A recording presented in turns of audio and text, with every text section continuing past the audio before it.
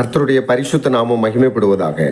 2 Samuel 22 அதிகாரம் 20 என்மேல் அவர் பிரியமாயிருந்தபடியால் விசாலமான இடத்திலே என்னை கொண்டு வந்து என்னை தப்புவித்தார்.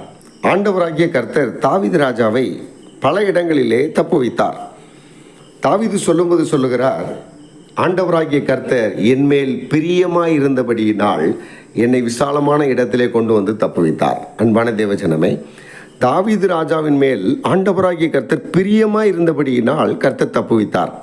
அதே போல ஆண்டவர் நம்மேல் பிரியமாய் இருக்க வேண்டும். ஆண்டவர் எல்லார் மேலும் பிரியமாக இருக்கிறார். அவர் அன்பு காட்டி தான் இந்த பூமியிலே வந்தார். அவருடைய அன்பை வெளிப்படுத்த தான் பூமியிலே வந்தார். அவர் தம்முடைய அன்பை வெளிப்படுத்த தன்னுடைய ஜீவனையே கொடுத்தார். ஆனால் நாம் அவருக்கு பிரியமாய் நடக்கும் பொழுது நம்முடைய வாழ்க்கையிலே சகல நன்மைகளையும் தருவார்.